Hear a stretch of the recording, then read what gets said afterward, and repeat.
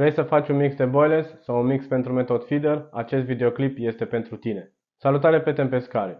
În ultima vreme am primit de la voi foarte multe întrebări legate de crearea unui mix de boilers sau a unui mix pentru Method Feeder. Ei bine, acest videoclip are scopul de a vă ajuta în crearea propriului amestec pentru boilers sau propriului amestec pentru Method Feeder. Un mix care să se lege bine și care să fie de fiecare dată atrăgător pentru pești poate părea la prima vedere ceva foarte greu. Și asta datorită numărului foarte mare de ingrediente pe care le avem la dispoziție. Dar satisfacția de a prinde pește cu o nadă creată de tine este de neegalat. Pentru ca de fiecare dată când îmi creez propriul amestec să iasă ceea ce îmi doresc, am structurat mixul, sau mai exact, ingredientele care intră în compoziția mixului, în mai multe blocuri esențiale, și anume liant, proteină, proteine solubile și textură.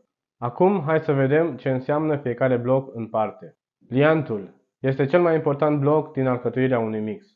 Fără adăugarea de ingrediente care au rol de legătură, mixul nu se va rula și nu va fi eficient. Aceste ingrediente ne ajută să legăm toată compoziția sau pentru ca nada noastră să stea pe Method Feeder. Printre cele mai folosite ingrediente care au rol de liant sunt gris, făina de soia, glutenul, pesmetul, diferite făinuri de biscuiți, VPC sau concentrat proteic din zer, plasma de sânge, făina de sânge, pudra de ou, diferite mâncăruri pentru păsările de companie, cum ar fi Nectar Blend, CLO, precum și altele. Proteina reprezintă totalitatea ingredientelor care aduc un plus de proteină sau carbohidrați mixului nostru de care peștii au nevoie. Deși se poate crea un mix fără un aport suplimentar de proteină, includerea ei este benefică, atrage peștii și îi menține pentru o perioadă mai lungă de timp.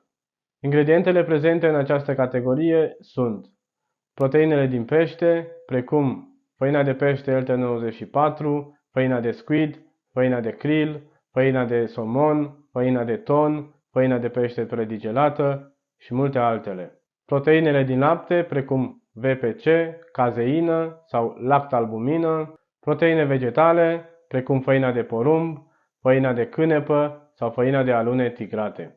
Toate acestea aduc un aport suplimentar de proteine sau carbohidrați în funcție de calitatea lor. Textura.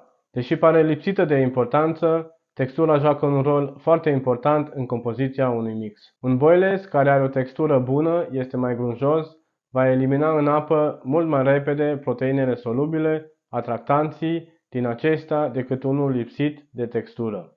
La fel, un mix pentru Method Feeder se va desface mult mai repede de pe acesta dacă are o textură bună, dacă structura lui e mai grunjoasă decât unul care are în compoziție doar făinuri fine. Cele mai folosite ingrediente care dau textură unui mix sunt semințele mici, atât întregi cât și măcinate, făina grosieră de varec, diferite mâncăruri pentru păsările de companie, CLO, Nectar Blend, precum și unele făinuri mai grosiere, cum ar fi făina de alune tigrate, făina de cânepă sau făina de porumb. Proteinele solubile. Deși este ultimul bloc, el are un rol foarte important într-un mix, de a transmite semnale chimice de hrană către pești, de a transmite atracție. Ce nu este solubil, nu atrage. Ingredientele care fac parte din această categorie sunt cel mai folosit ingredient, un ingredient de nelipsit din orice mix, făina de pește predigerată. Apoi diferite extracte, precum ficat, belacean, scoici, sepie sau drojdie, proteine solubile din lapte, precum laptele praf sau VPC. Toate aceste ingrediente oferă atracție mixului nostru datorită solubilității lor în apă, transmițând semnale de hrană către pești.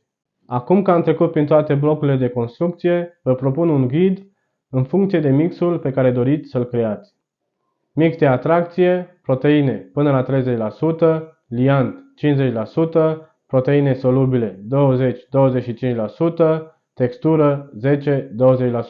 Mix proteic, proteine până la 50%, liant 50%, proteine solubile 10-20%, textură 10%. Un mix mai poate conține ingrediente care au rolul de a scoate în evidență gustul, mai exact potențiatorii de gust, printre cele mai folosite ingrediente, sarea, aici vă recomand sarea grunjoasă, glutamat monosodic și extractul de drojdie. Întrucât se folosesc în cantități mici, vă recomand să le includeți în partea lichidă a unui mix de boilers pentru a se omogeniza mult mai bine. Parte lichidă despre care o să vorbim într-un alt video. Dacă ți-a plăcut acest videoclip și vrei să vezi și alte videoclipuri interesante, aruncă o privire pe canal sau te-am pregătit eu unul chiar aici și ne vedem acolo. Mergeți la pescuit, bucurați-vă de natură, bucurați-vă de fiecare pește. Vă salut!